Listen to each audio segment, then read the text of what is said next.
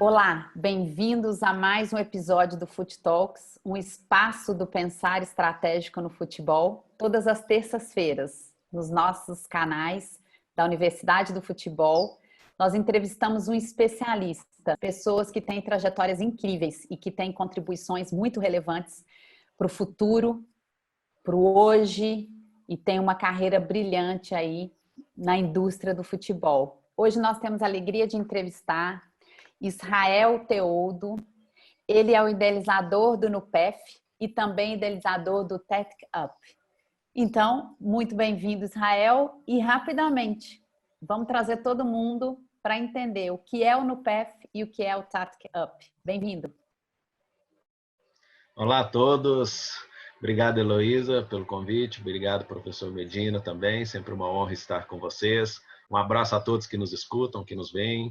É sempre um prazer enorme a gente estar falando para uma comunidade tão grande que acompanha o trabalho da Universidade do Futebol, que é um trabalho de muita excelência e que tem contribuído para a evolução do futebol brasileiro.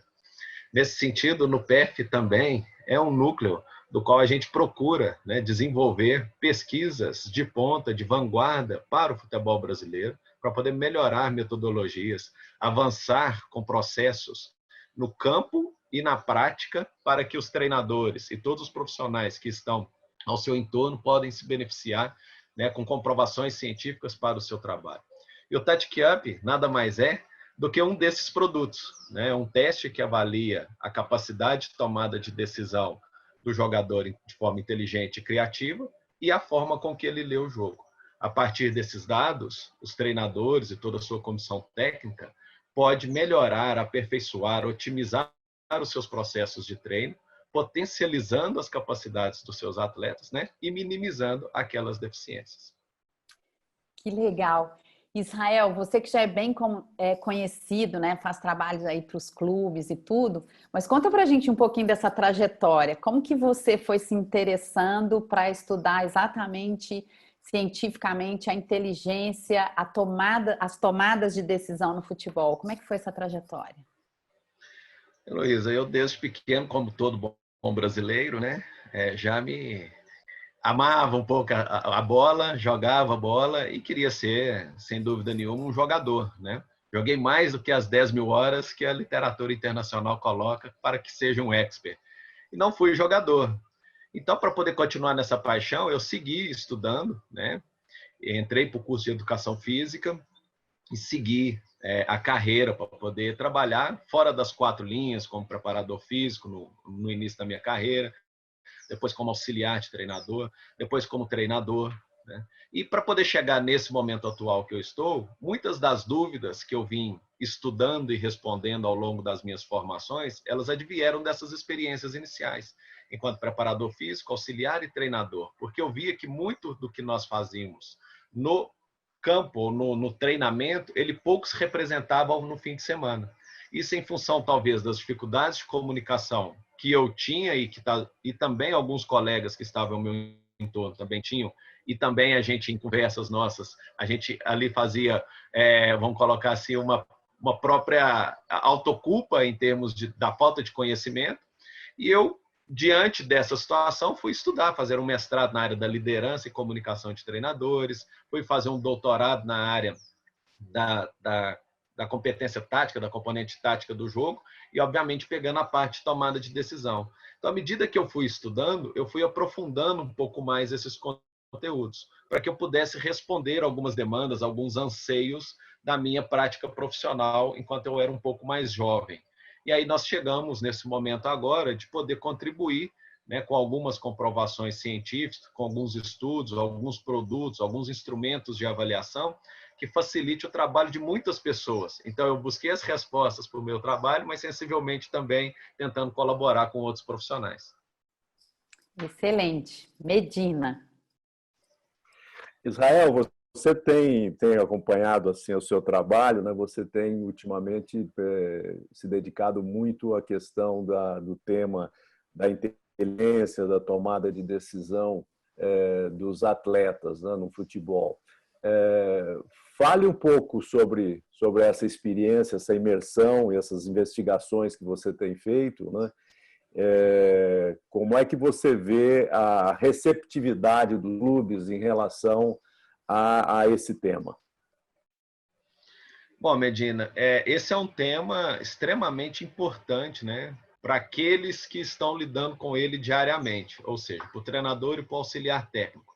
Fazer com que o seu atleta compreenda melhor o jogo, consiga ler melhor o jogo, para que, a partir dessa informação, ele possa tomar melhores decisões, né, aquelas que a gente mais quer, né, a inteligência e a criatividade do jogador, para poder tornar o jogo mais bonito, mais plástico, por torcedor ver.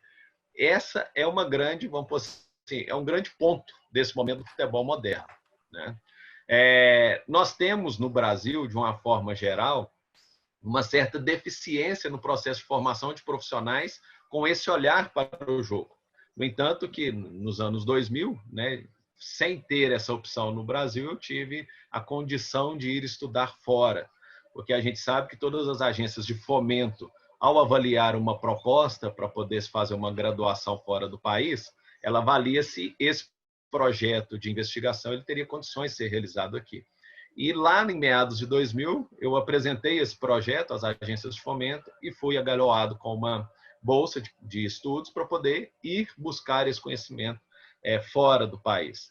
Então, essa importância desse tema, né, eu fui aos poucos tentando lidar com aquilo que a literatura internacional já tinha produzido, mas talvez ainda não tinha chegado no Brasil, mas sensivelmente, no processo de formação em nível de doutorado, você tem que promover algo inovador. Então, nesse momento, nós desenvolvemos um teste de avaliação do comportamento tático específico para o futebol, que é o FUTSAT, né? Do qual a gente poderia avaliar todas as movimentações e comportamentos dos jogadores. Isso por quê? Porque quando nós não temos condições de avaliar aquilo que nós fazemos, ou seja, o treinador ele está desenvolvendo comportamentos nos seus atletas, ele não sabe exatamente se esse atleta está melhorando ou não, se está compreendendo melhor ou não o jogo, dificilmente ele vai conseguir melhorar a sua metodologia de forma mais assertiva.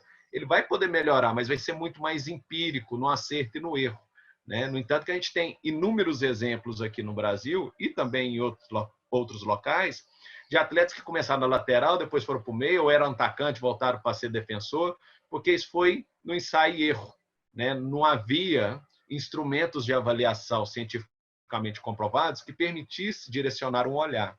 Eu costumo fazer, até para o ouvinte que nos está acompanhando aqui, entender um pouco mais, como preparador físico, né, fazer um trabalho sem os seus instrumentos de avaliação. Falar, olha, esse jogador é rápido, esse jogador é veloz, esse jogador é forte. Mas forte em quê?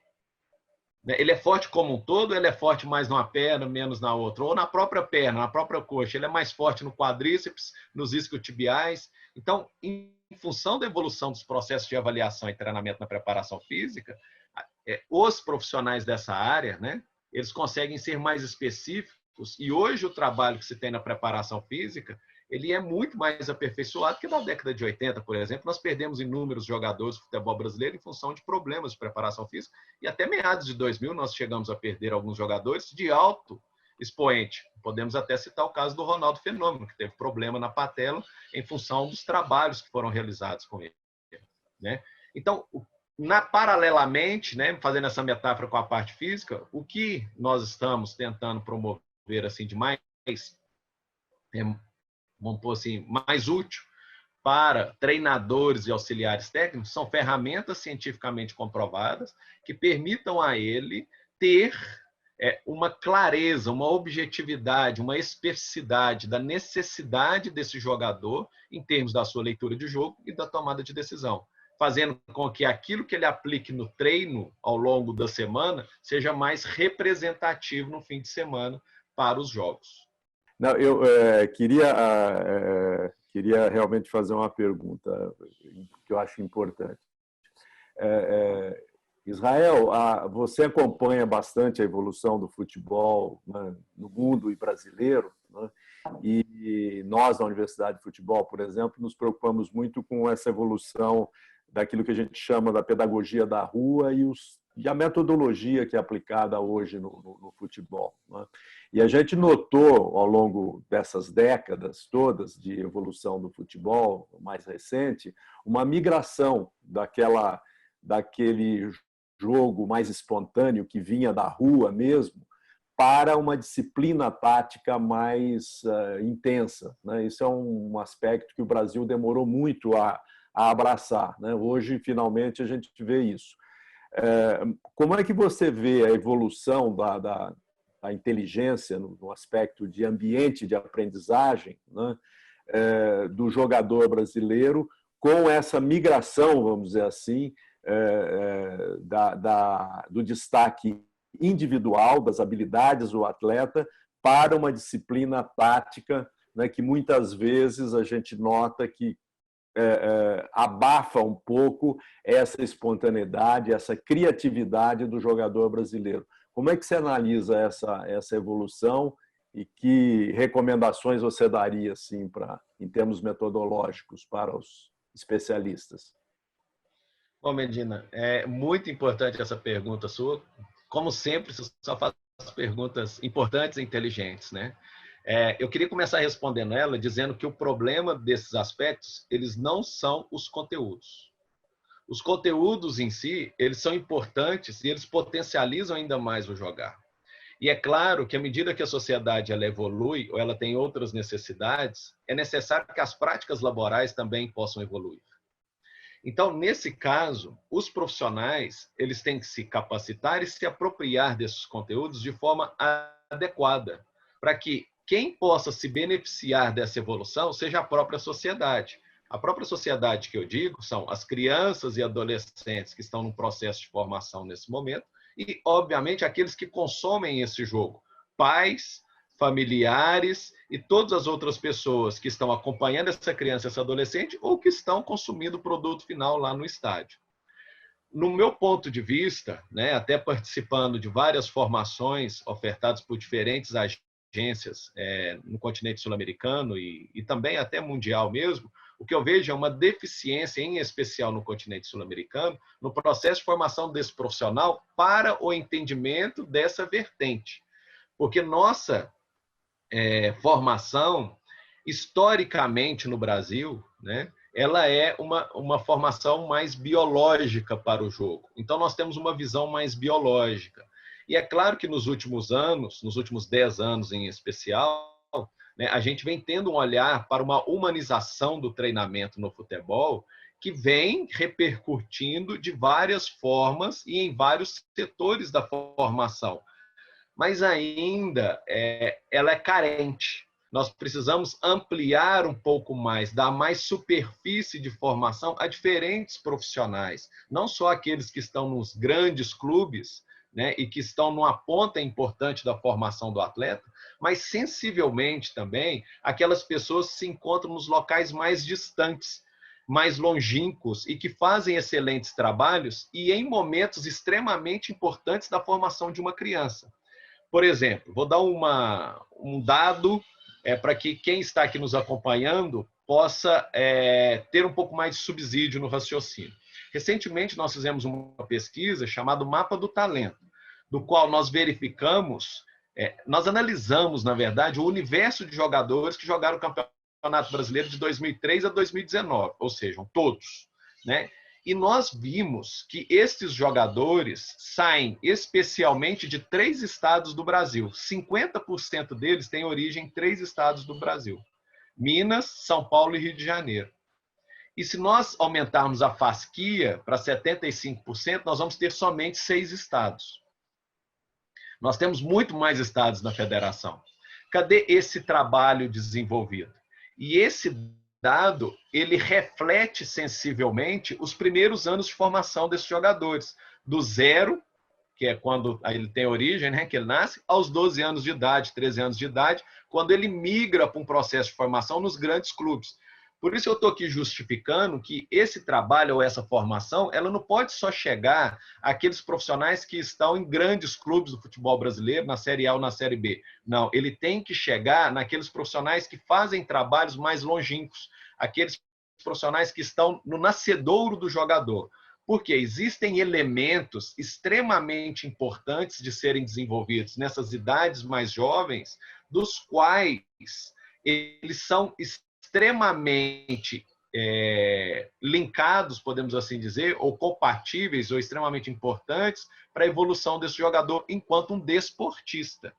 Então, fazer com que... Esse é um desafio para todos nós, né? Nós aqui da Universidade Federal de Viçosa, vocês aí da Universidade do Futebol, que tem promovido, né, uma formação qualificada aos profissionais, mas fazer com que isso possa chegar até a própria CBF e a própria Conmebol. Eu acredito que nos próximos anos, em função desses movimentos que estão sendo feitos, em especial pela CBF, pela Conmebol e por nós aqui no Brasil, a gente consiga fazer com que essa formação para o profissional, ou conhecimento para o profissional, trabalhar com as crianças nas primeiras idades, ela possa chegar.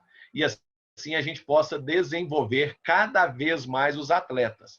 Então, voltando àquela situação que você me perguntou, né?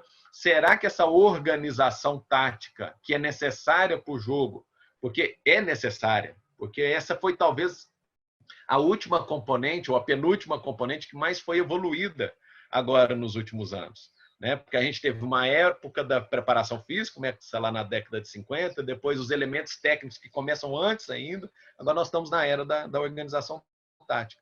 E nós temos tecnologia suficiente para poder fazer as avaliações e ajudar os profissionais, e nós precisamos desenvolver metodologias que são importantes para a formação desses profissionais, para que eles possam utilizar desse conhecimento desde o início da formação de uma criança. O Israel, esse assunto me é muito caro, porque um dos meus interesses ao entrar mais forte no futebol e trabalhar nessa indústria aí dentro da Universidade do Futebol, com Medina, com a nossa equipe, é um interesse meu particular muito forte nas crianças, nos adolescentes, né, na transformação desse ser humano, que é o propósito da Universidade do Futebol que me atrai, né, mudar o futebol para transformar a sociedade. E eu queria trazer um estudo que eu faço na empresa que eu também trabalho, que eu também presido, que a gente olha estratégia, transformação de outras indústrias, de outros negócios. E há 2 anos nós fizemos um estudo para o Instituto Península, seríssimo, né, que se interessa muito pela educação. E uma das grandes descobertas desse estudo foi um observatório de comportamento e cultura. Pega nesse ponto que você está dizendo, quer dizer, a gente pegou o professor, né, como centro de olhar a educação, que é um ângulo sobre o protagonista que a gente entende, né, é exatamente o que você está falando, que é o profissional, como ele traz a criança. E eu queria compartilhar um achado para saber sua opinião. Uma das coisas que mais me chamou a atenção foi quando a gente viu que assim, o professor ele era preparado, né, que ele era treinado, que ele passava por toda uma especialização, esperando chegar na escola um aluno. Só que com a nossa condição socioeconômica no Brasil, não chega um aluno. Chega um ser humano de uma dimensão que precisa ser cuidada e acolhida tão mais ampla, né, que a gente viu ali o começo de uma desconexão. Então, você falou muito bem da importância desses profissionais terem esse olhar. Eu queria que você pudesse ampliar um pouco mais, porque não é só esse olhar da formação, do científico, né? Chega uma criança, chega um menino com toda a sua história. E, pelo menos na educação, a gente viu que é um grande gap esse professor ser preparado para essa outra dimensão das crianças. O que você vê no futebol e como você acha que no Brasil a gente pode ampliar também esse olhar do eu, né? Da criança como ser humano, de honrar de onde ela vem? Excelente pergunta, muito boa colocação, Heloísa. De fato, nós temos muitas necessidades no nosso país, né? Necessidades básicas, um país de grandes mazelas, né? Do qual eu vejo que a maior riqueza de uma nação é o seu povo.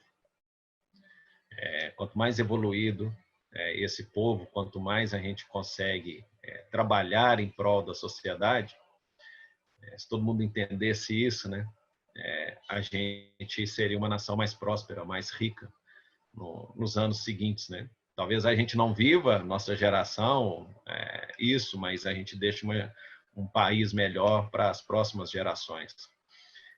Eu, enquanto estive fora do Brasil, né, andei por alguns países que fizeram transformações muito drásticas em 50 anos. A gente pode citar aí a Noruega, né, a própria Alemanha, que se reergueu pós-guerra, né, Croácia e vários outros países aí que se organizaram. Mas pegando até o próprio exemplo da Noruega, né, ou da Finlândia agora mais recentemente, ou da própria Coreia, esses países investiram muito na educação.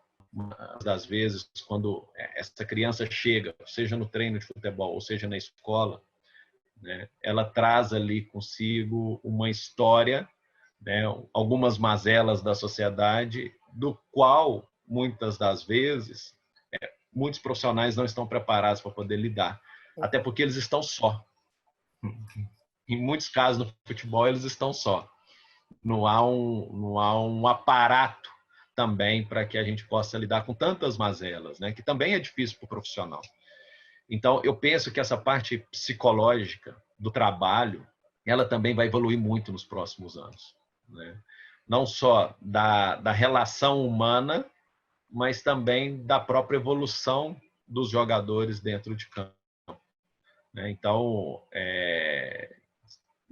vamos fazer, é uma situação assim tão que eu costumo falar isso diretamente todos os dias para os meus alunos que trabalham comigo, seja na graduação, na pós-graduação, e em especial pela função que hoje eu tenho, né, dentro da Universidade Federal de Viçosa, nós temos que prestar resultado ou contas, entre aspas, né, ou seja, em fazer trabalhos que impactam a sociedade diariamente. O nosso compromisso é com a sociedade. Nós precisamos fazer isso. E os nossos trabalhos não pode ser se eu estou mais ou menos disponível para isso. Não, eu tenho que estar sempre disponível para poder fazer. Eu cobro muito disso dos meus discentes, dos meus alunos. Vocês precisam todo dia levantar, já que vocês fizeram esse compromisso como instituição pública e federal, para que vocês possam produzir o melhor para a sociedade. E assim a gente possa evoluir enquanto sociedade. Porque grandes nações mostraram para nós que esse é um caminho que pode ser próspero, que pode realmente dar resultado. Então, se nós conseguirmos fazer boa formação, ofertar a esses alunos boas condições, mas sensivelmente também, esses que recebem boas condições, fazerem esse impacto chegar à sociedade, é extremamente importante. Porque o que muitas vezes acontece é que nós temos, às vezes, recursos, mas, às vezes, também nós não conseguimos fazer essa transmissão do impacto para a sociedade. Aí fica um pouco a dever. Esse elo quebra em algum momento. E se nós tivermos isso com mais propriedade, de forma mais extensa, pelo país todo, eu acredito que nós vamos contribuir mais. Não, excelente. Antes de eu passar, eu gosto muito dessa visão, eu acredito muito nisso. Eu vou te oferecer uma frase que a gente adaptou agora na Universidade do Futebol, mas ela é original de um instituto em que eu estou no conselho, que chama Instituto Ser Mais, onde a gente educa jovens em alta vulnerabilidade. E aí a gente adaptou para a seguinte frase, entendendo essas dimensões. E a gente diz assim agora: não adianta treinar o pé antes de treinar o coração, que é o acolhimento do ser humano na sua integralidade, né? Então, acho que você colocou pontos bem importantes. Edina? Israel, você sabe, nós sabemos a importância da investigação científica, da pesquisa, né, para o desenvolvimento de qualquer área da atividade humana. No futebol não é diferente, né? A Universidade de Viçosa é pioneira, vanguarda, a Universidade de Futebol também se preocupa com essas questões, mas a gente nota ainda, embora haja alguma evolução, a gente tem que reconhecer, mas a gente nota ainda vamos dizer assim, um certo negacionismo, né, em relação ao papel da ciência no futebol, né? Como é que você vê a evolução da investigação científica nos próximos anos no futebol brasileiro? Bom, eu vejo da seguinte forma. Nós, brasileiros, de uma forma geral, o nosso nível educacional, de uma forma geral, né, ele é deficitário. Nós precisamos, de certa forma, evoluir nesse quesito. Ter um ensino de mais qualidade. Ter um ensino de mais qualidade significa olhar para o futuro, entender o passado, né? Compreender o presente, mas sensivelmente olhar para o futuro. Porque o que eu estou aprendendo hoje, eu tenho que transformar para poder realmente gerar impacto mais para frente. E o que nos permite fazer ações mais transversais é a ciência. Porque as comprovações científicas nos permitem mostrar que uma determinada prática ela pode ser transversalizada entre diferentes profissionais. É assim na medicina. A medicina evoluiu muito, por quê? Porque houveram comprovações científicas, especialmente nos últimos anos, né? Estou falando dos últimos anos, dos últimos 100 anos, né? Desde que ela se tornou uma profissão e obviamente, né, muito valorizada pela nossa sociedade. Eu poderia citar várias outras, mas estou citando essa porque assim é um entendimento mais comum entre todos que estão aqui nos escutando. Ainda tem gente que faz parto com uma profissional, que nem é profissional, né, com uma parteira ou com uma pessoa que não tem um conhecimento da medicina? Ainda tem, devido à necessidade. Mas aqueles que podem escolher por uma prática em termos do nascimento do seu filho, vai buscar um profissional qualificado. E o procedimento que se adeque a essa situação, seja ele pelo parto normal, pela cesariana, em função da característica, né? Então, ninguém nega a ciência. Isso é para medicina, isso é para engenharia, isso é para arquitetura, isso é para várias áreas do nosso dia a dia. Olha os telefones celulares que nós usamos hoje, a forma com que nós nos comunicamos. Olha a educação como ela está.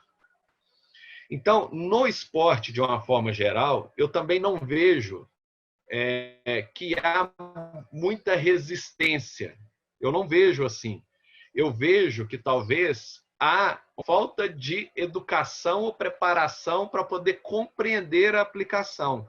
Porque quando você compreende um determinado resultado científico de um determinado estudo, você tem que pegar aquele trabalho e colocar na sua prática. E por muitas das vezes, falta um background educacional para que esse profissional consiga ler o resultado dessa pesquisa e consiga aplicar na prática.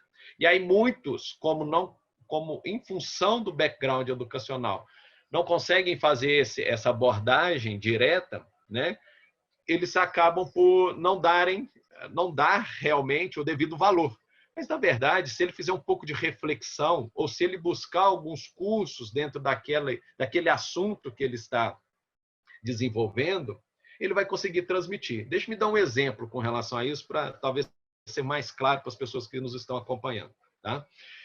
Nos últimos 5 anos, eu estou falando de 2015, né, nós não tínhamos quase nenhum artigo científico publicado sobre fadiga mental no futebol.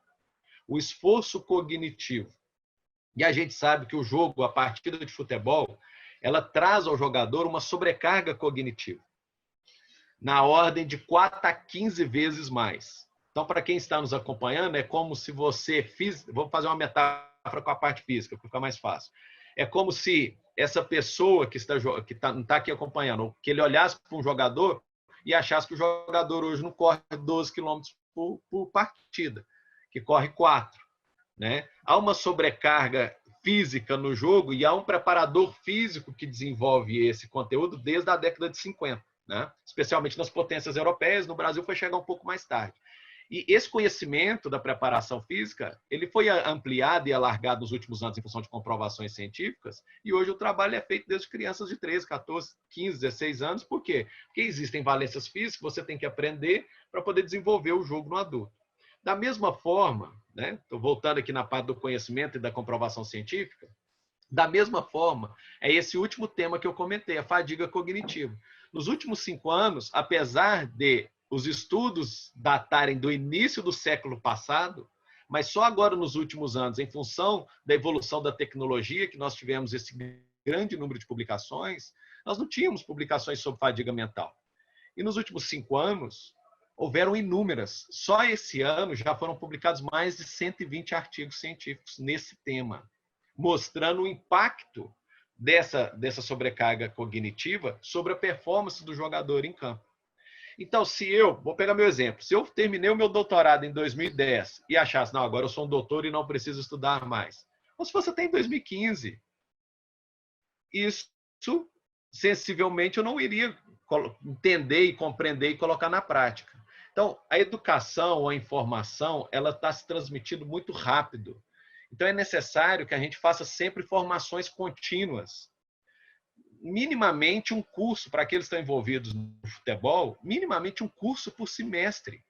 Procure pessoas de notório saber, agências e instituições notoriamente reconhecidas pelo trabalho que fazem e a formação que fazem por profissionais e façam cursos. Porque através desses cursos você já vai começando a adquirir esse conhecimento sem um grande esforço. Porque se quem não estudou sobre esse tema em 2015, que realmente não tinha nada, e vai estudar agora em 2020, tem um volume muito grande de trabalho para poder estudar. E olha só que interessante, lançar aqui em primeira mão para vocês um dado de uma pesquisa que nós vamos publicar, tá? Mais para frente. Nós fizemos um trabalho do qual nós avaliamos um jogador sobre estado de fadiga mental e esse jogador também estado de fadiga física. E avaliamos a capacidade dele de tomada de decisão. Então, são dois momentos, né? Um em que ele foi submetido à fadiga cognitiva até a exaustão, até não conseguir pensar mais, né? E outro que ele foi, no sentido de não pensar mais, mas no sentido assim, compatível com o jogo de futebol, 90 minutos. E outro de fadiga física também, que ele foi colocado sob fadiga física, compatível com o jogo de futebol. Aqui, na fadiga física, né, esse jogador melhorou o seu processo de tomada de decisão. Isso não só esse estudo que nós fizemos, né, mas também já haviam outros feitos pelo Dr. Mark Williams e sua equipe, né, na Inglaterra, que comprovava que ao longo do tempo, ou seja, de 0 a 15 minutos, de 15 a 30 minutos, ou de 30 a 45, em função da fadiga física, esse atleta iria melhorando. Mas o que é mais interessante é que quando ele foi submetido a uma fadiga cognitiva, a sua capacidade de pensar o jogo, ela diminuiu muito. As tomadas de decisão desse jogador, elas foram mais pobres, podemos assim dizer. Né? Então, que indicativo isso traz para nós? Nós precisamos fazer um treinamento mais holístico, um treinamento em que essa abordagem cognitiva esteja presente. Né? E o que o nosso olhar, aquilo que eu coloquei no início da entrevista, que é eminentemente biológico, sobre a performance, ele possa ir aos poucos se juntando a esse. Não é que eu tenho que abandonar esse para vir para esse. Não, eles têm que se juntar para que você, que é profissional do futebol, possa ter um conhecimento mais amplo, mais holístico do jogo de futebol para poder desenvolver o jogador na sua integralidade.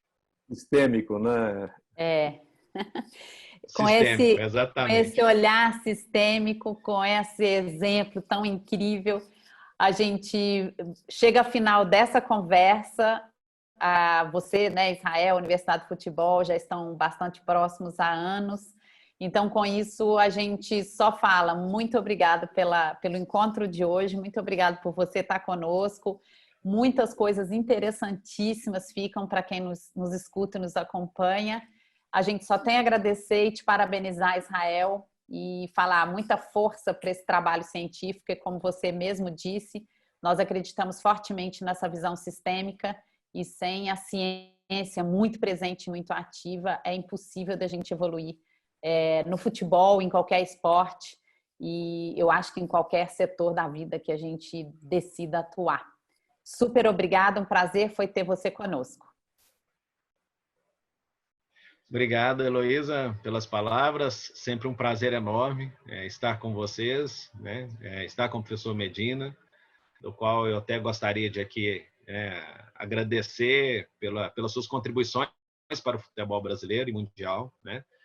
Eu sempre acompanhei o seu trabalho desde a cidade do futebol, né? Lá atrás, quando a internet não era esse mar todo que nós tínhamos, e você já foi visionário, né, fazendo um projeto extremamente importante para a evolução do nosso cenário. Mas, para além disso também, né, Medina, as suas contribuições na prática, o seu trabalho no dia a dia, a forma com que você trata as pessoas e conversa com as pessoas, e vai fazendo com que isso seja muito mais fácil, né? As pessoas possam compreender com muito mais tranquilidade essas necessidades de evolução. Como a Heloísa colocou, é um desafio educacional. Nós temos um desafio muito grande no nosso país, que é melhorar a educação.